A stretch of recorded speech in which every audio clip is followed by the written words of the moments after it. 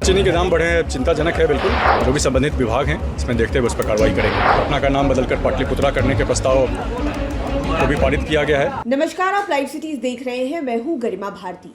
राष्ट्रीय लोक मोर्चा का 3 दिवसीय विमर्श शिविर राजगीर में रखा गया था, जहां पर कई तरह की चर्चाएं हुई और ये चर्चा भी की गई कि पटना का नाम बदलकर पाटलिपुत्रा कर देना चाहिए। इस पर भी विमर्श किया गया है। लेकिन जब राष्ट्रीय लोक मोर्चा के नेता और बिहार सरकार में मंत्री दीपक प्रकाश से सवाल किए गए चीनी की बढ़ती कीमतों को लेकर, किस पर आप क्या सोचते हैं, क्योंकि आप देख रहे होंगे कि इन दिनों बिहार में अलग अलग मंत्रियों से जब सवाल किए जा रहे हैं तो जवाब काफ़ी अतरंगी आ रहे हैं। कोई कह रहा है कि किसानों को बेहतर दाम मिल रहा है, अच्छी बात है। कोई कह रहा है कि लोगों को शुगर और डायबिटीज़ है, चीनी का दाम बढ़ भी रहा है तो क्या फ़र्क पड़ता है। लेकिन जब दीपक प्रकाश से सवाल किए गए तो उन्होंने क्या कुछ कहा है, आप सुनिए। तो लेकर विपक्ष लगातार हमलावर है। नहीं, चीनी के दाम बढ़े हैं, चिंताजनक है बिल्कुल।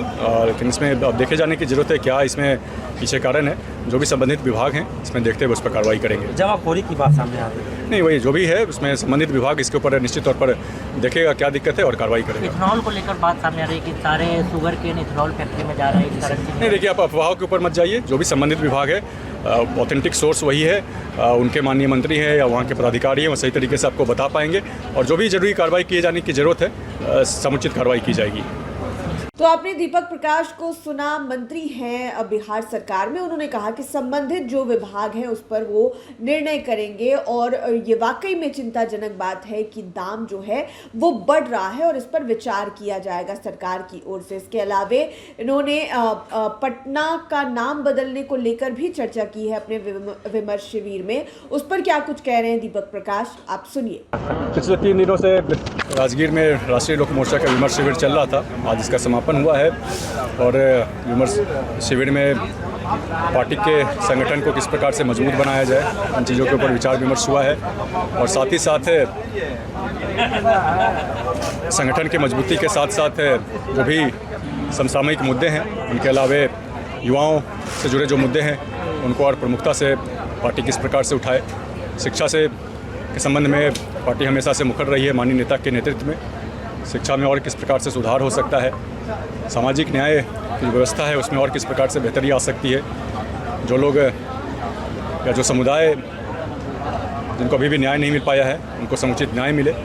तमाम तरह की व्यवस्था जो किए जाने की ज़रूरत है, तमाम चीज़ों के ऊपर बातचीत हुई है। साथ ही साथ इन प्रस्तावों के अलावे पटना का नाम बदलकर पाटलिपुत्रा करने के प्रस्ताव को भी पारित किया गया है।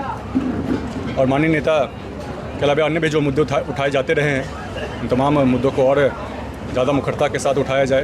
पंचायत स्तर तक, गांव स्तर तक मुद्दों को ले जाया जाए, युवाओं के मुद्दों को ले जाया जाए। तमाम चीज़ों के ऊपर विमर्श हुआ है। तो आपने दीपक प्रकाश को सुना। आरएलएम का 3 दिवसीय विमर्श शिविर जो है राजगीर में वो आज संपन्न हो गया, समाप्त हो गया।